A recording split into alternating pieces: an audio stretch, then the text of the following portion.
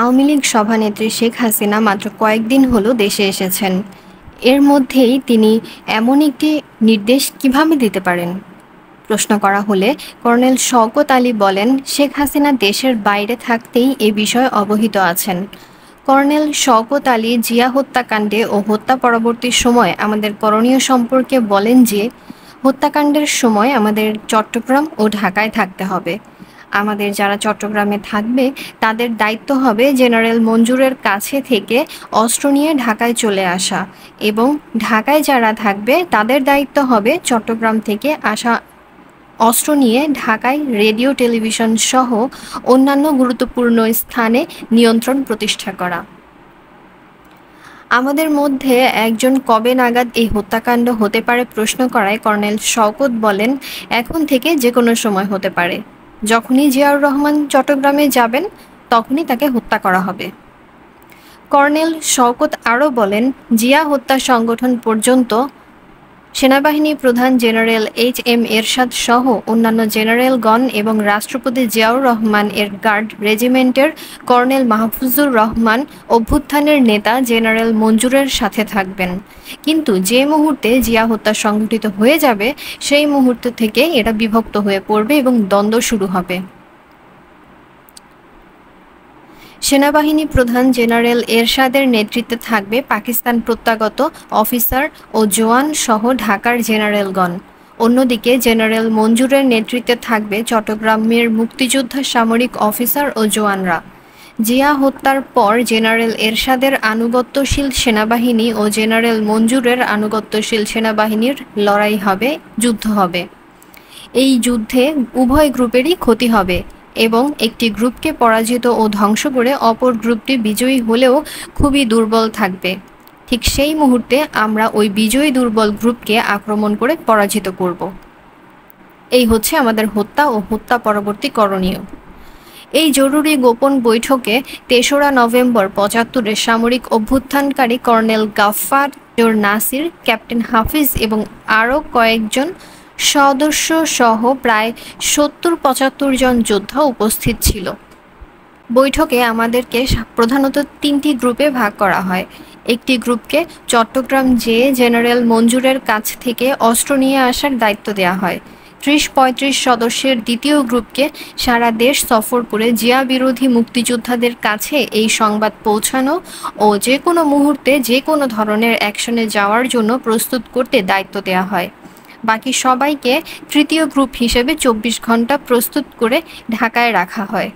মুক্তিযোদ্ধা রাষ্ট্রপতি জিয়াউর রহমান চট্টগ্রামে পৌঁছলে জেনারেল মঞ্জুরের নেতৃত্বে চট্টগ্রাম ক্যান্টনমেন্টের কিছু সংখ্যক সেনা অফিসার অভ্যুত্থান করে ৩০শে মে প্রত্যুষে চট্টগ্রাম সার্কিট হাউসে অতি সহজে, বলা যায় বিনা বাধায়, মুক্তিযোদ্ধা রাষ্ট্রপতি জিয়াউর রহমানকে হত্যা করতে পারলেও সেনাবাহিনীর সাধারণ জওয়ান ও জনগণ এই হত্যাকাণ্ড প্রত্যাখ্যান করে। জেনারেল মঞ্জুর, বীর উত্তম এর আনুগত্যশীল অফিসারগণ চট্টগ্রাম বেতার ও টেলিভিশন দখলে ও নিয়ন্ত্রণে রাখে। এদিকে ঢাকায় সেনাবাহিনী প্রধান জেনারেল এইচ.এম. এরশাদ, জেনারেল মীর শওকত, বীর উত্তম, জেনারেল রহমান সহ সকল অফিসার ও জওয়ানরা জেনারেল মঞ্জুরের বিরুদ্ধে অবস্থান নেয়। জেনারেল মঞ্জুরকে মোকাবেলা করার জন্য কুমিল্লা ময়নামতি ক্যান্টনমেন্টের জিওসি ব্রিগেডিয়ার মাহমুদুল হাসানকে এক ব্রিগেড সৈন্য সহ চট্টগ্রামের দিকে পাঠানো হয়। ব্রিগেডিয়ার মাহমুদুল হাসান চট্টগ্রাম সড়কের শুভপুর ব্রিজের ঢাকা পাড়ে অবস্থান নেয় এবং শুভপুর ব্রিজের চট্টগ্রাম পাড়ে ব্রিগেডিয়ার মাহমুদুল হাসানকে মোকাবেলা করার জন্য জেনারেল মঞ্জুরের প্রতি আনুগত্যশীল ক্যাপ্টেন দোস্ত মোহাম্মদ তার সৈন্যসহ অবস্থান নেয়। অন্যদিকে ঢাকায় মুক্তিযোদ্ধা রাষ্ট্রপতি জিয়াউর রহমান হত্যার প্রতিবাদে এবং জেনারেল মঞ্জুরের বিরুদ্ধে জনগণ ব্যাপক বিক্ষোভ মিছিল, মিটিং, সমাবেশ করলেও উপরাষ্ট্রপতি বিচারপতি আব্দুস সাত্তার জিয়া হত্যার সংবাদ শোনামাত্র প্রাণভয়ে ঢাকা সম্মিলিত সামরিক হাসপাতাল সিএমএইচে রোগী সিরিয়াস, কারোর সাথে দেখা হবে না বোর্ড লাগিয়ে ভর্তি হন। পরে জিয়াউর রহমানের প্রধানমন্ত্রী শাহ আজিজুর রহমান এবং যোগাযোগ মন্ত্রী আব্দুল আলিম সিএমএইচে গিয়ে উপরাষ্ট্রপতি সাত্তারকে বলেন, সেনাবাহিনী প্রধান এরশাদ বলেছেন, আপনি এখন রাষ্ট্রপতি। প্রত্যুত্তরে উপরাষ্ট্রপতি সাত্তার বলেন, আগে সেনাবাহিনী প্রধান এরশাদকে আনেন। তারপর সেনাবাহিনী প্রধান জেনারেল এরশাদের পৃষ্ঠপোষকতায় উপরাষ্ট্রপতি সাত্তার অস্থায়ী রাষ্ট্রপতি হন। দৃশ্যত সেনাবাহিনী দুই ভাগে বিভক্ত হয়ে শুভপুর ব্রিজে পরস্পরের মুখোমুখি অবস্থান নিলেও এবং ভাইয়ে ভাইয়ে রক্তপাতের ও জীবননাশের অবস্থা সৃষ্টি হলেও কার্যত জেনারেল মঞ্জুর চট্টগ্রাম ক্যান্টনমেন্টের প্রকৃত নিয়ন্ত্রণ হারিয়ে ফেলেন। ফলে আমাদেরকে অস্ত্র সরবরাহ দেওয়ার কোনো প্রশ্নই ওঠে না। সেনাবাহিনীর সাধারণ সৈনিক জওয়ানেরা মুক্তিযোদ্ধা রাষ্ট্রপতি জিয়াউর রহমান হত্যা সমর্থন করে না এবং জিওসি জেনারেল মঞ্জুরের প্রতি আনুগত্য পরোক্ষভাবে অস্বীকার করে। জেনারেল মঞ্জুরের পক্ষে শুভপুর ব্রিজে আসা ক্যাপ্টেন দোস্ত মোহাম্মদ এর সৈন্যরা ব্রিজের অপর পারে ব্রিগেডিয়ার মাহমুদুল হাসানের সৈন্যদের বিরুদ্ধে যুদ্ধ করতে অস্বীকার করে। নন কমিশন অফিসার এবং সিপাহীরা ক্যাপ্টেন দোস্ত মোহাম্মদকে সরাসরি বলে দেয়, জেনারেল মঞ্জুর প্রেসিডেন্ট জিয়াকে হত্যা করেছে, এখন জেনারেল মঞ্জুর নিজে প্রেসিডেন্ট হবে। আমরা সুবেদার হাবিলদার সিপাহীরা যা আছি তাই থাকব, আমরা নিজেরা নিজেদের জীবন নেব না। আপনারা অফিসারেরা যুদ্ধ করেন, আমরা যুদ্ধ করব না। তখন ক্যাপ্টেন দোস্ত মোহাম্মদ অবস্থা বেগতিক দেখে ব্রিগেডিয়ার মাহমুদুল হাসানের কাছে আত্মসমর্পণের সিদ্ধান্ত নেয় এবং আত্মসমর্পণ করে। জেনারেল মঞ্জুর বীর উত্তম চট্টগ্রাম বেতার কেন্দ্র ও টেলিভিশনে ভাষণ দিতে এবং সাংবাদিক গণ্যমান্য ব্যক্তি ও মুক্তিযোদ্ধাদের সাথে আলোচনা করতে ক্যান্টনমেন্টের বাইরে এলে চট্টগ্রাম ক্যান্টনমেন্ট তার সম্পূর্ণ হাতছাড়া হয়ে যায়। সেনাবাহিনীর বিশেষত নন কমিশনড এবং জওয়ানেরা মুক্তিযোদ্ধা রাষ্ট্রপতি জিয়াউর রহমানের প্রতি এতই আনুগত্যশীল ছিল যে সুযোগ পাওয়া মাত্র মুহূর্তের মধ্যেই তারা জেনারেল মঞ্জুর বীর উত্তম এর বিরুদ্ধে বিদ্রোহ করে। ফলে জেনারেল মঞ্জুর ও তার প্রতি আনুগত্যশীল অফিসারেরা আর ক্যান্টনমেন্টে ফিরে যেতে তো পারেইনি, বরং পালিয়ে যেতেও পারেনি। পালিয়ে যাওয়ার সময় দৃশ্যত অস্থায়ী রাষ্ট্রপতি আব্দুস সাত্তার সরকারের প্রতি আনুগত্যশীল কিন্তু প্রকৃত অর্থে মুক্তিযোদ্ধা জিয়াউর রহমানের প্রতি আনুগত্যশীল সৈন্যদের আক্রমণে মঞ্জুর সমর্থিত কয়েকজন অফিসার হতাহত হলেও মেজর খালেদ ও মেজর মুজফ্ফর পালিয়ে ভারত সীমান্তের দিকে না গিয়ে ঢাকা আসতে সমর্থ হয় এবং কর্নেল শওকত আলীর শেল্টারে আশ্রয়ে থাকে।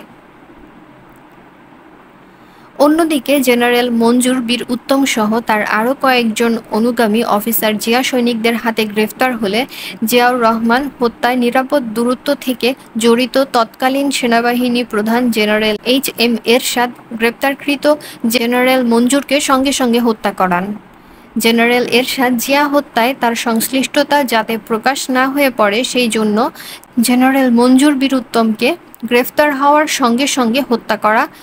জেনারেল মঞ্জুর আমাদের অস্ত্র দিতে ব্যর্থ হলে এবং গ্রেপ্তার ও নিহত হলে আমাদের সাথীরা ঢাকা ফিরে এসে মেজর খালেদ ও মেজর মুজফ্ফরকে রাজশাহী সীমান্ত দিয়ে ভারতের মুর্শিদাবাদ পৌঁছে দেয়।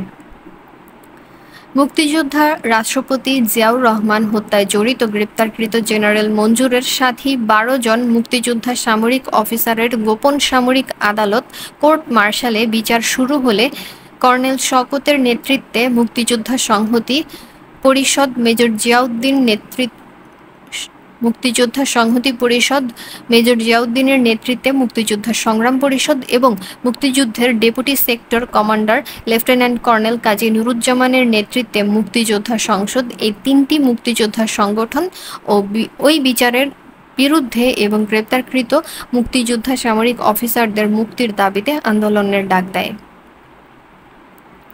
উল্লেখিত 3টি মুক্তিযোদ্ধাদের সংগঠন ঢাকায় বিক্ষোভ মিছিল, সমাবেশ ইত্যাদি কর্মসূচি চালিয়ে যেতে থাকে এবং এই সকল কর্মসূচিতে মুক্তিযুদ্ধের পক্ষের রাজনৈতিক দলসমূহের সমর্থন ও অংশগ্রহণের জন্য জোর প্রচেষ্টা চালাতে থাকে।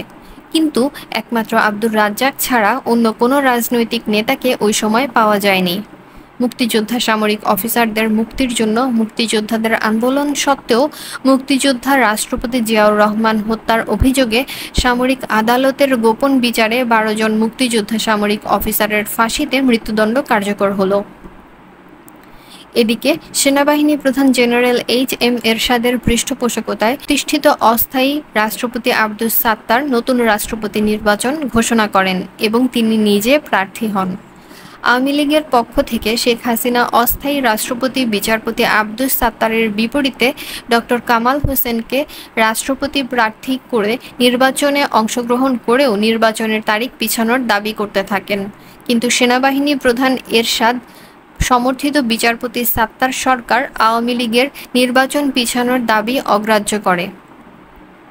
৮১ সালের ওই রাষ্ট্রপতি নির্বাচনে বাংলাদেশের ইতিহাসের সবচাইতে বেশি সংখ্যক ব্যক্তি রাষ্ট্রপতি প্রার্থী হলে সরকারি গোয়েন্দা সংস্থা এনএসআই এর কর্মকর্তারা রাষ্ট্রপতি প্রার্থীদের মোটা অঙ্কের ঘুষ দিয়ে প্রার্থিতা প্রত্যাহার করায়। অন্যদিকে আওয়ামী লীগ প্রধান শেখ হাসিনা যে কোনো একজন রাষ্ট্রপতি প্রার্থীকে হত্যা করে তাদের নির্বাচন পিছানোর দাবি বাস্তবায়িত করার গোপন নির্দেশ দেন। উল্লেখ্য, এক প্রার্থী খুন হলে নির্বাচনী আইন অনুযায়ী ওই নির্বাচন ৩ মাসের জন্য স্থগিত হয়ে যাবে।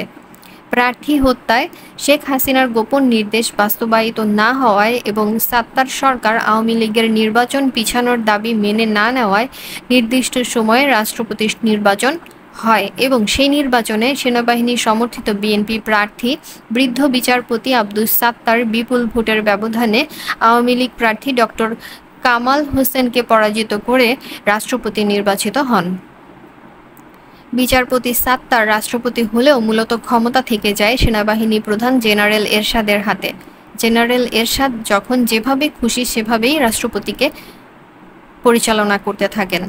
প্রকৃত অর্থে জনগণের ভোটে নির্বাচিত রাষ্ট্রপতি বিচারপতি আব্দুস সাত্তার হয়ে যান সেনাবাহিনী প্রধান জেনারেল এরশাদের নাচের পুতুল। Lebanon training. ১৯৭৫ সালের ১৫ই আগস্ট বঙ্গবন্ধু শেখ মুজিবকে হত্যা করার পর যারা কাদের সিদ্দিকী বা বাঘা সিদ্দিকী এর সঙ্গে মিলে ওই হত্যাকাণ্ডের প্রতিবাদে যুদ্ধ করেছিল, তাদের কয়েকজন ১৯৮২ সালে জানুয়ারি মাসের প্রথম সপ্তাহে ধানমন্ডি ৩২ নম্বরে বঙ্গবন্ধু শেখ মুজিব কন্যা শেখ হাসিনার সঙ্গে সাক্ষাৎ করে ঢাকা ক্যান্টনমেন্ট দখল করার একটা প্রস্তাব ও পরিকল্পনা জানালে শেখ হাসিনা উক্ত প্রস্তাব ও পরিকল্পনা সানন্দে গ্রহণ করেন। পরিকল্পনাটা থাকে এই রকম যে রাজনৈতিক শিক্ষা ও প্রশিক্ষণপ্রাপ্ত এবং কমিটেড ২৫-৩০ হাজার যুবককে সামরিক প্রশিক্ষণ দিয়ে মৃত্যুর জন্য প্রস্তুত করে নির্দিষ্ট একটি দিনে ঢাকা ক্যান্টনমেন্টে কমান্ডো হামলা করে দখলে নিয়ে নেওয়া। আর ঢাকা ক্যান্টনমেন্ট দখল করে নেওয়া মানেই বাংলাদেশের রাষ্ট্রীয় ক্ষমতা দখল করে ফেলা। শেখ হাসিনা সর্বশক্তি দিয়ে এই পরিকল্পনা বাস্তবায়িত করার নির্দেশ দিলেন এবং তার নিজের পক্ষ থেকে সর্বপ্রকার সাহায্য সহযোগিতা এবং নেতৃত্ব দেওয়ার কথা ঘোষণা করলেন। শুরু হলো ঢাকা ক্যান্টনমেন্ট দখল করার জন্য রাজনৈতিক কর্মী তৈরি করা এবং সাথে সাথে এই কর্মীদের কোথায় সামরিক প্রশিক্ষণ দেওয়া যায় সেই স্থান খুঁজে বের করা। কর্মী সংগ্রহের জন্য সারা দেশে গোপনে রাজনৈতিক প্রশিক্ষণ শুরু হলো।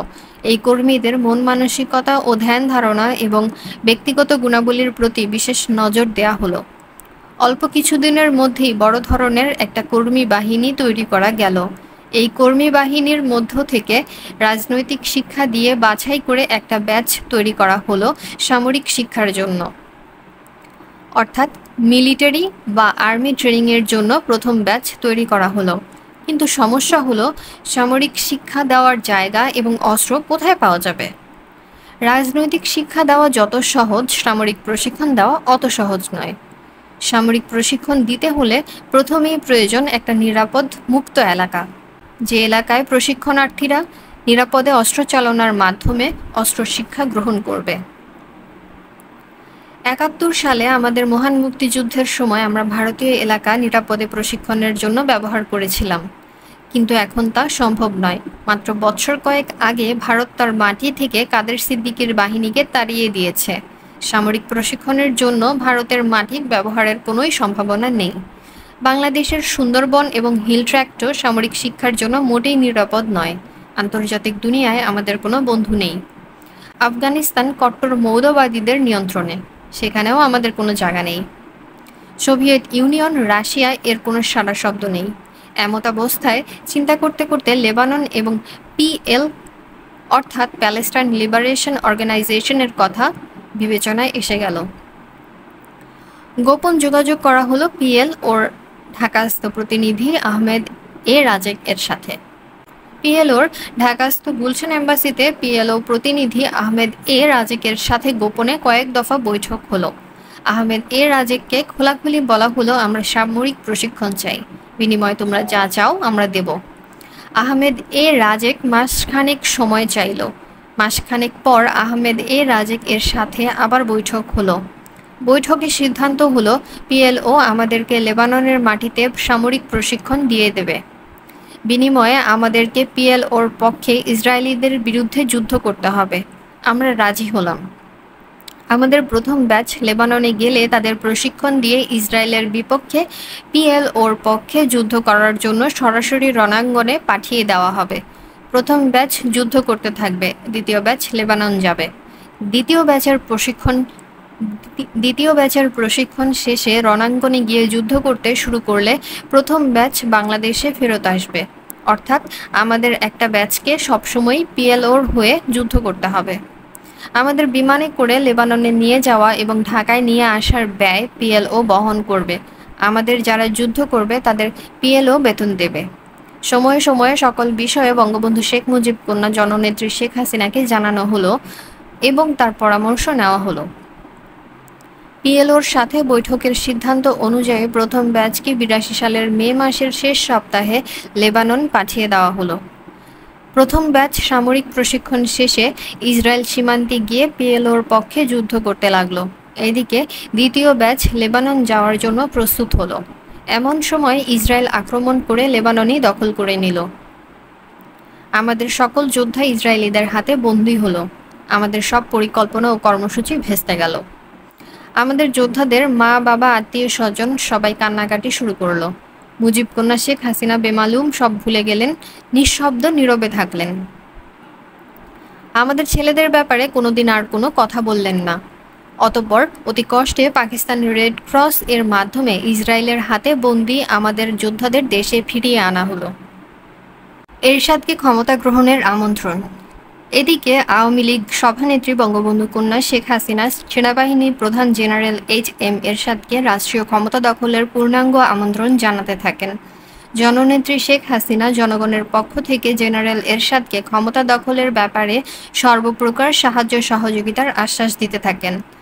নির্বাচিত রাষ্ট্রপতি ও সরকার উৎখাত করে সামরিক বাহিনীর রাষ্ট্রীয় ক্ষমতা দখল করার ব্যাপারে জেনারেল এরশাদ এবং বঙ্গবন্ধু কন্যা শেখ হাসিনার ৪-৫ দফা গোপন বৈঠক অনুষ্ঠিত হয়। অতঃপর জেনারেল এরশাদ সামরিক অভ্যুত্থানের ইতিহাসে নজিরবিহীন দৃষ্টান্ত স্থাপন করে ক্ষমতা দখলের অনেক আগেই ঢাকা সেনানিবাসে সংবাদপত্রের সম্পাদক বৈঠক ডেকে সামরিক অভ্যুত্থানের ঘোষণা দেন। ৮২ সালের মার্চের ২৪ তারিখ জেনারেল এরশাদ বিনা বাধায় বিনা বাক্যে জনগণ কর্তৃক নির্বাচিত রাষ্ট্রপতি বিচারপতি আব্দুস সাত্তারকে রাষ্ট্রপতি ভবন বঙ্গভবন থেকে গলা ধাক্কা দিয়ে বের করে দেন এবং পরের দিন আবার কলার ধরে নিয়ে এসে রেডিও টেলিভিশনে নিজের অযোগ্যতা ও তার সরকারের দুর্নীতি স্বজনপ্রীতি ইত্যাদি কারণে স্বেচ্ছায় সেনাবাহিনী প্রধান এরশাদের নিকট ক্ষমতা হস্তান্তর করে তিনি বিদায় নিলেন এ মর্মে ভাষণ দিতে বাধ্য করে। অশীতিপর বৃদ্ধ অথর্ব রাষ্ট্রপতি বিচারপতি আব্দুস সাত্তার প্রাণভয়ে কাপুরুষের মতো নীরবে নিঃশব্দে প্রাণ নিয়ে বিদায় নিলেন। সেনাবাহিনী প্রধান লেফটেন্যান্ট জেনারেল হোসেন মোহাম্মদ এরশাদ দেশে সামরিক আইন জারি করলেন এবং তিনি স্বয়ং হলেন প্রধান সামরিক আইন প্রশাসক ও বিচারপতি এ.এফ.এম. আহসানুল্লাহ চৌধুরীকে করলেন ক্ষমতাবিহীন নামমাত্র রাষ্ট্রপতি। শেখ হাসিনার গোপন আমন্ত্রণে ও সহযোগিতায় জেনারেল এরশাদ সর্বময় ক্ষমতার মালিক হয়ে জগদ্দল পাথরের ন্যায় জনগণের বুকে চেপে বসল। ৮৩ এর মধ্য ফেব্রুয়ারি ছাত্রহত্যা। বছর না ঘুরতেই প্রধান সামরিক আইন প্রশাসক জেনারেল এরশাদ আর বঙ্গবন্ধু কন্যা জননেত্রী শেখ হাসিনার গোপন আঁতাতের মাঝে গোপন বিরোধ সৃষ্টি হলো।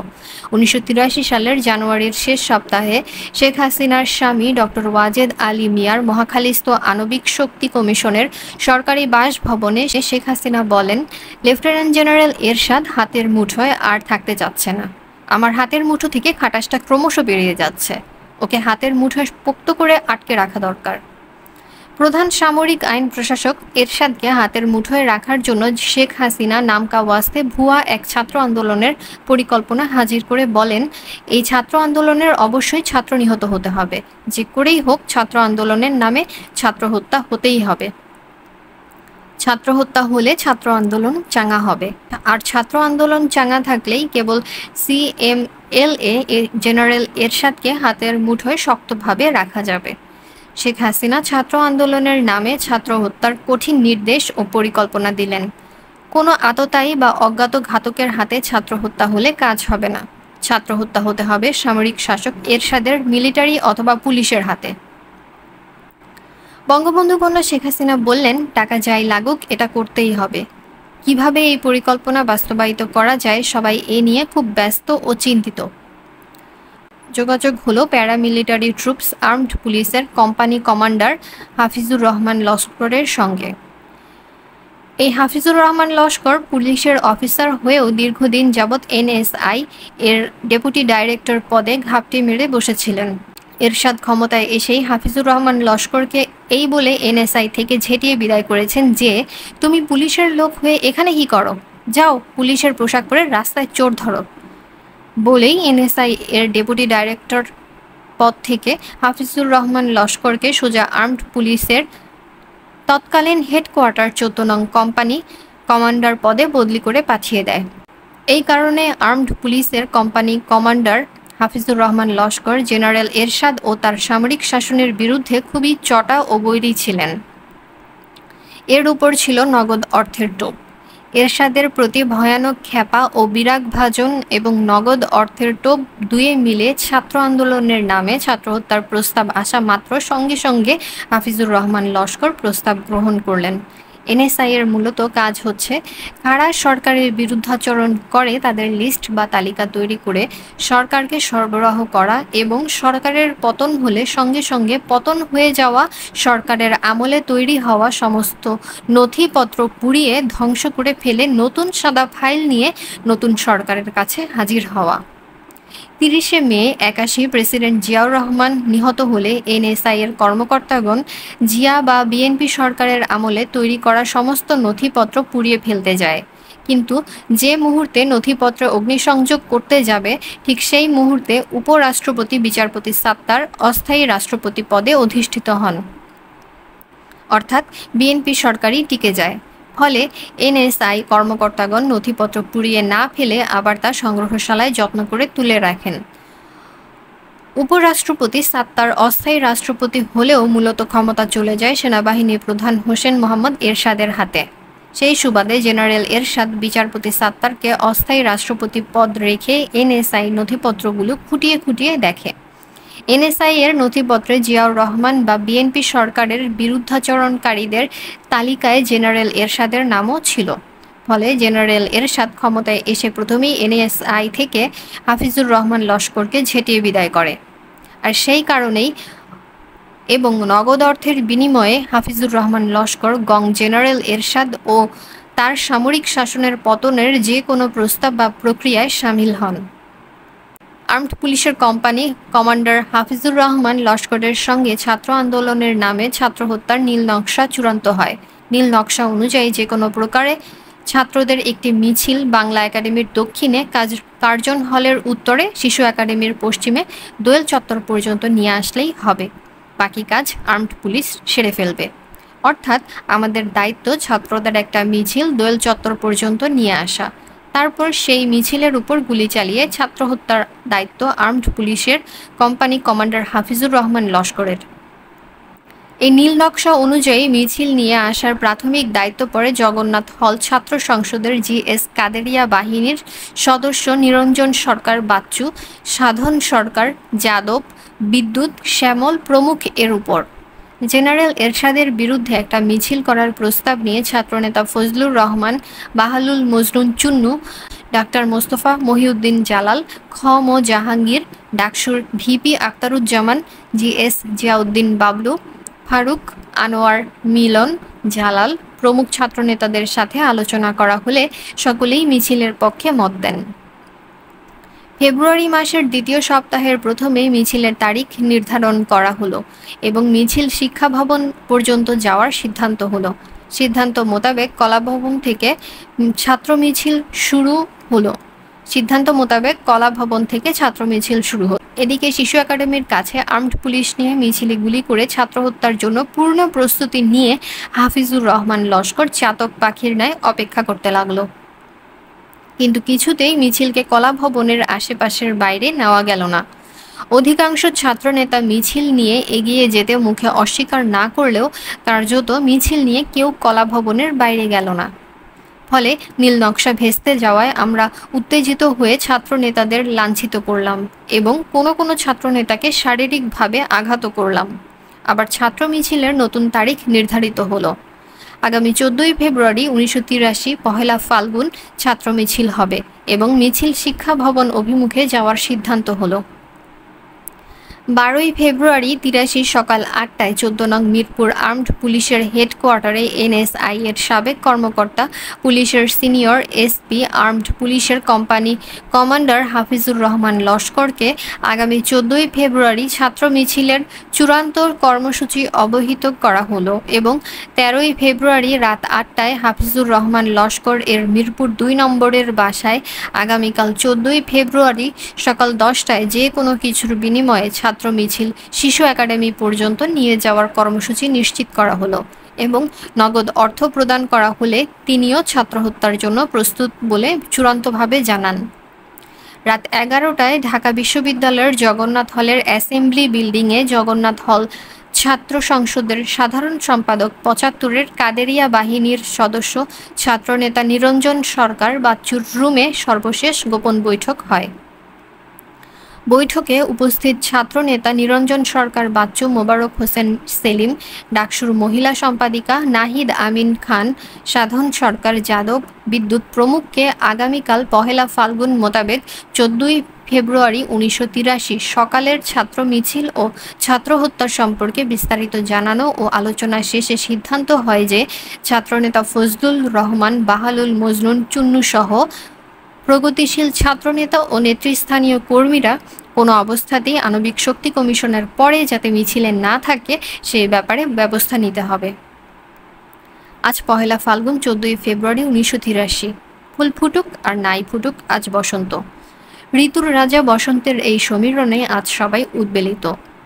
বাঙালির রমণীরা লাল পেরে হলুদ শাড়ি পরে ভোর হতে না হতেই ঘর থেকে বেরিয়ে এসেছে বসন্তকে অবগাহন করতে। ঢাকা বিশ্ববিদ্যালয়ের রোকেয়া ও শামসুন্নাহার হলের ছাত্রীরা খুব ভোর থেকেই লাল পেরে বাসন্তী রঙের শাড়ি পরে বসন্ত উৎসবে মেতে উঠেছে। বসন্ত উৎসব মুখর বিশ্ববিদ্যালয়। লাল পাড় হলুদ বর্ণের শাড়ি পরে কোনো ছাত্রী বিশ্ববিদ্যালয়ের ক্যাম্পাস ছেড়ে মনের মানুষের সাথে বসন্ত উৎসব করতে দূর দূরান্তে চলে যাচ্ছে।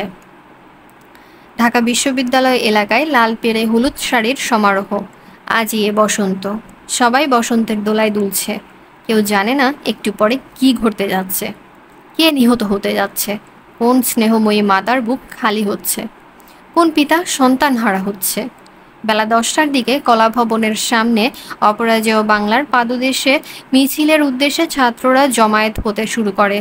একটি মোটরসাইকেল ধানমন্ডি 32 নম্বরে শেখ হাসিনা বিশ্ববিদ্যালয় এবং আর্মড পুলিশের হাফিজুর রহমান লস্করের সাথে সার্বক্ষণিক যোগাযোগ রক্ষা করে যাচ্ছে। মোটরসাইকেলটি দ্রুত গতিতে 32 নম্বরে শেখ হাসিনা ও শিশু একাডেমির পূর্ব পাশে অবস্থানরত আর্মড পুলিশের কোম্পানি কমান্ডার হাফিজুর রহমান লস্করের কাছে বিশ্ববিদ্যালয়ের সর্বশেষ পরিস্থিতি জানিয়ে যাচ্ছে। বেলা 11টা নাগাদ ছাত্র মিছিল শুরু হলো। যেসব ছাত্র নেতা ও কর্মীদের আণবিক শক্তি কমিশনের পরেই মিছিলে আর না থাকতে জানিয়ে দেওয়ার কথা, তাদেরকে তা জানিয়ে দেওয়া হলো। সিদ্ধান্ত ও পরিকল্পনা মতো মিছিল সহ এগিয়ে গেলে কিছু ছাত্রনেতা ও কর্মীরা মিছিলের পিছন থেকে সরে পড়ল। মিছিল এগিয়ে গেল বাংলা একাডেমি ছেড়ে আরও সামনের দক্ষিণের দোয়েল চত্বরের দিকে। একেবারে দোয়েল চত্বরের কাছে এবং মিছিল যেই দোয়েল চত্বর পিছনে ফেলে পূর্ব দিকে ঘুরে দাঁড়ালো, সঙ্গে সঙ্গে আগে থেকে ওত পেতে থাকা হাফিজুর রহমান লস্করের আর্মড পুলিশের গুলি গুড়ুম গুড়ুম টাস টাস মুহূর্তের মধ্যে লুটিয়ে পড়ল কয়েকজন ছাত্র। মোটরসাইকেলটি দ্রুত ধানমন্ডি ৩২ নম্বরে গিয়ে শেখ হাসিনাকে গুলির সংবাদ দিয়ে আবার ছুটে চলল ঢাকা মেডিকেল কলেজ হাসপাতালে। ইতোমধ্যে ছাত্ররা হাসপাতালের ইমার্জেন্সিতে গুলিবিদ্ধ ছাত্রদের নিয়ে এসেছে। গুলিবিদ্ধ ছাত্রদের মধ্যে জয়নাল ও জাফর শেষ নিঃশ্বাস ত্যাগ করে পৃথিবী ছেড়ে পরকালে চলে গেছে। জয়নাল ও জাফরের মায়ের কোল খালি হয়েছে, শূন্য হয়েছে পিতার বুক। নীল নকশা বাস্তবায়িত হওয়ার চূড়ান্ত সংবাদটি নিয়ে মোটরসাইকেলটি চলে গেল ধানমন্ডি ৩২ নম্বরে।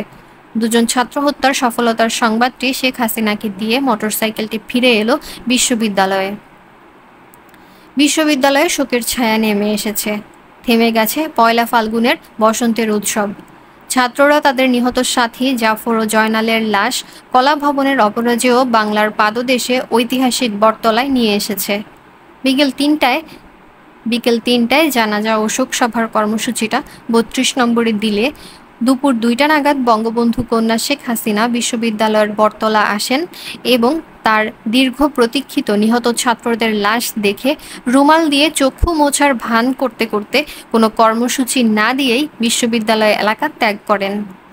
শোকে ম্রিয়মাণ ছাত্রছাত্রীরা বটতলায় সমবেত হতে থাকে এবং পয়লা ফাল্গুনে বসন্তের পোশাক লাল পেরে বাসন্তী রঙের শাড়ি পরে প্রত্যুষে ক্যাম্পাসের বাইরে যাওয়া রোকেয়া ও শামসুন্নাহার হলের ছাত্রীরা বিশ্ববিদ্যালয়ের ক্যাম্পাসে ফিরে এসে ছাত্র হত্যার ঘটনায় শোকে বিহ্বল হয়ে বটতলার শোকসভায় সমবেত হয়। শেখ হাসিনা বিশ্ববিদ্যালয় এলাকা ত্যাগ করে যেই সামরিক আইন প্রশাসক জেনারেল হোসেন মোহাম্মদ এরশাদের সাথে যোগাযোগ করেন এবং ছাত্র হত্যার প্রতিবাদে কোনোরূপ আন্দোলনের কর্মসূচি না দেওয়ার বিনিময়ে এরশাদের কাছ থেকে কতগুলো গোপন দাবি আদায় করে নেন। ছাত্র হত্যার প্রতিবাদে আন্দোলনের কর্মসূচি দেওয়া হবে না, এই মর্মে শেখ হাসিনার কাছ থেকে নিশ্চয়তা ও আশ্বাস পাওয়ার পর জেনারেল এরশাদ সমগ্র বিশ্ববিদ্যালয় এলাকায় চতুর্দিক থেকে নজিরবিহীন পুলিশি ও মিলিটারি হামলা চালায়। পুলিশের সাঁড়াশি হামলার মুখে ছাত্র হত্যার প্রতিবাদে বটতলায় অনুষ্ঠিত জানাজা ও শোকসভায় সমবেত ছাত্রছাত্রীরা দিকবিদিক জ্ঞানশূন্য হয়ে দৌড়াতে থাকে, কিন্তু যেদিকেই দৌড়ায় সেদিকেই পুলিশ ও আর্মির বেধড়ক মার। নিমেষের মধ্যে বটতলায় হাজার হাজার স্যান্ডেল জুতা পরে থাকা ছাড়া কোনো মানুষের চিহ্ন থাকে না।